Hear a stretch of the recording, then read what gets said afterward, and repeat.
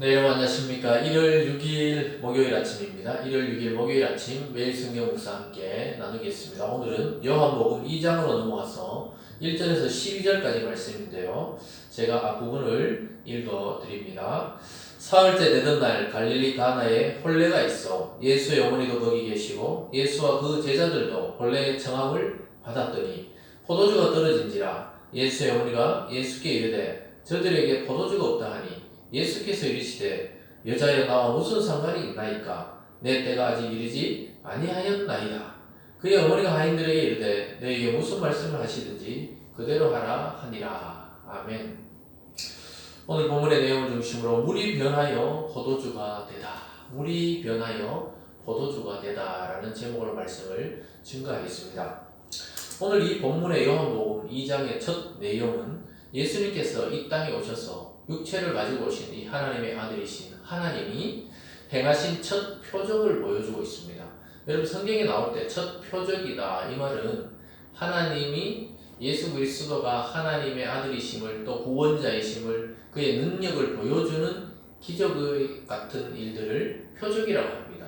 특별히 예수님이 구원자이심을 드러내기 위해서 사용되는 그 기적들을 표적이다, 사인이다 이렇게 표현을 합니다. 그래서 앞으로 표적이란 말이 나오면 예수님이 구원자이시고 또 하나님의 그 능력과 권능과 권세를 그대로 육체로 쌓아가지고 오신 하나님의 아들이라는 사실을 우리는 볼 필요가 있습니다. 그래서 표적을 보여주는 이유는 그 기적을 통해서 거기서 계속 기적에 매몰되라는 것이 아니고 기적을 행하신 예수를 바라보고 예수가 어떤 분인지를 생각해 보라는 것입니다. 저와 여러분도 신앙생활하면서 이 기도 중에 병이 치유되기도 하고 또 어떤 기도에 응답이 있기도 하고 아니면 우리의 진로가 열리기도 하고 또 여러 가지 어려운 문제가 해결되는 그런 기적 같은 일들을 우리는 보게 되는데요. 그럴 때 우리는 그 기적의 자체에 너무 매몰될 필요가 없어요. 물론 감사해야 되지만 그 기적을 행해 주신 하나님과 또 우리 구주 예수께 영광을 돌려드려야 되겠습니다. 오늘 첫 번째로 포도주가 떨어진 잔치집의 모습을 보게 됩니다. 예수님이 어느 날 자기 모친 마리아와 함께 또 제자들과 함께 혼인잔치의 청함을 받아서 가게 되었습니다.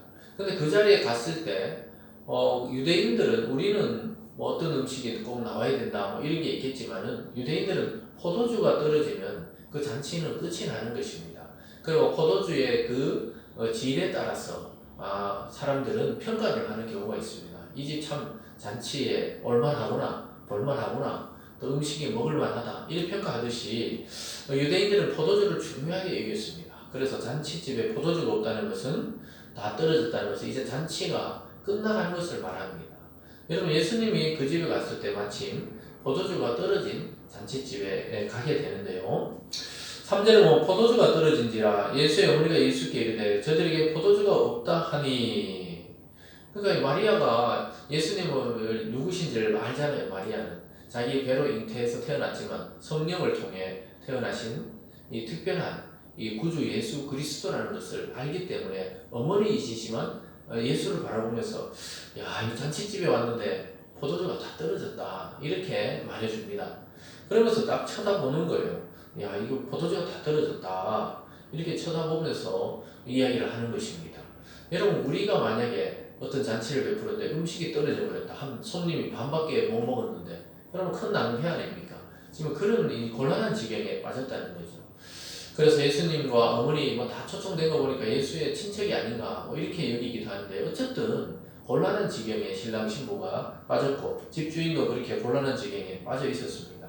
그런데 예수님이 아주 어떻게 보면 냉정하게 말해요. 4절에 보면 예수께서 이르시되 여자여 나와 무슨 상관이 있나이까 내 때가 아직 이르지 아니하였나이다. 예수님께서 아직 자기의 본격적인 사역 또 십자가를 향한 사역 또 이 세상에 성령을 주고 또 구원을 일으키는 그 사역의 때가 아직 아니라고 이야기하고 있습니다. 내 때가 아니라는 거예요. 오늘은 신랑 신부가 그냥 결혼하는 날이지 나의 때와 아무 상관이 없다 이렇게 말하면서 어머니도 아니고 여자예요. 꼭 이 3인칭을 지칭하듯이 남을 말하듯이 나와 무슨 상관이 있나이까 이렇게 어머니에게 어떻게 보면 냉정하게 이야기하는 것처럼 보입니다. 여러분 이것은 예수 그리스도께서 아직 자신이 드러낼 때가 아니라는 것을 말씀하고 있는 것이죠.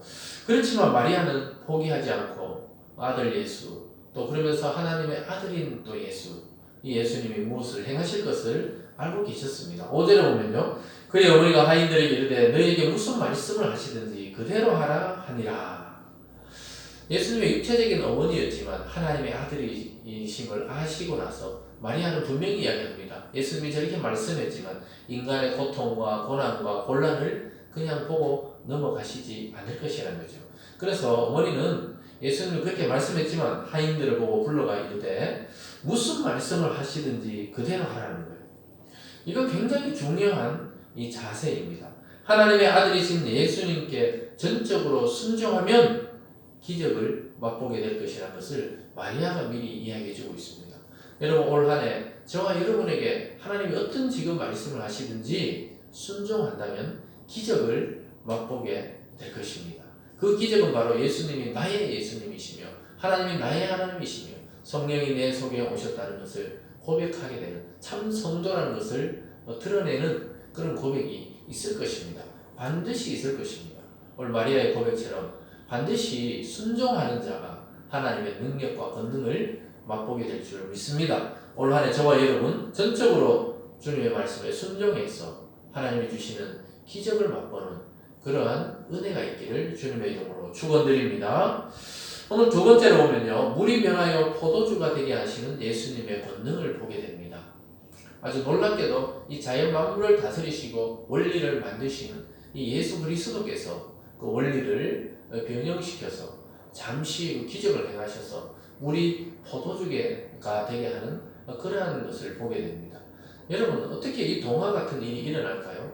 그것은 바로 예수님께서 포도주가 떨어진 이 땅에 이 불쌍한 영혼들을 위해 긍휼을 베푸셨기 때문에 가능한 것이고, 또 하나님께서 이 세상을 창조하실 때 하나님과 예수님과 성령 이 삼위일체 하나님이 함께 협력해서 세상을 만드셨기 때문에 이 세상의 원리를 뛰어넘어서 하나님의 원리로, 창조의 원리로 이런 현상이 일어나게 할 수 있다는 것입니다.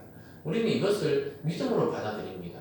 이성으로, 논리로, 과학으로 논증하려고 해도 논증할 길이 없어요. 그 변해버렸는데 어떻게 합니까? 거기 있는 많은 사람들이 예수님이 변화시킨 물이 포도주가 되었을 때 그 포도주가 최상급 포도주라고 고백하게 됩니다. 6절부터 보면요, 거기에 유대인의 정결 예식을 따라 두세 통들은 돌 항아리 6이 놓였는지라. 예수께서 그들에게 이르시되, 지금 종들에게 말하고 있죠. 아까 어머니가 무슨 말씀하든지 순종하라는 그 말을 들은 종들이었습니다. 항아리 물을 채우라 하신즉 아기까지 채우니 이제는 떠서 연회장에 갖다 주라 하시며 갖다 주었더니 연회장은 물로 된 포도주를 맛보고도 어디서 났는지 알지 못하되 물도 하인들은 알더라. 연회장이 신랑을 불러 말하되 사람마다 먼저 좋은 포도주를 내고 취한 후에 낮은 것을 내거늘 그들은 지금까지 좋은 포도주를 두어도다 하니라. 지금까지 포도주가 다 먹었는데 떨어진 줄 알았는데 뒤에 나오는 포도주가 더 맛있다는 거예요. 보통 사람들은 최상품을 내어주고 사람들이 취하기 전에 맛있게 그냥 평가하고 축복해주고 이러기를 원하면서 좋은 포도주를 내는데 어떻게 해서 이 주인, 오늘 신랑 신부 이 주인공들은 이렇게 나중에 맛있는 걸 냈느냐? 아무도 모르죠.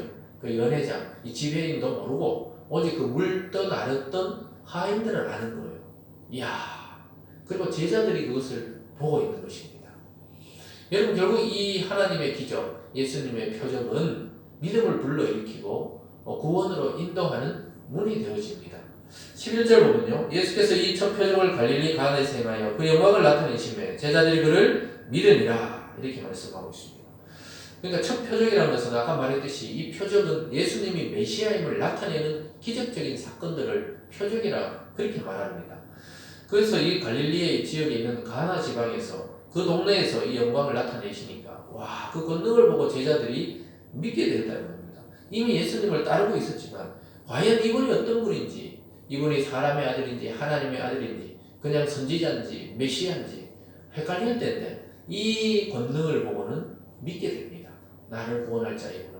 또 이스라엘을 통치할, 또 이 세상을 구원할 왕이시구나. 이것을 깨닫게 되는 것이죠.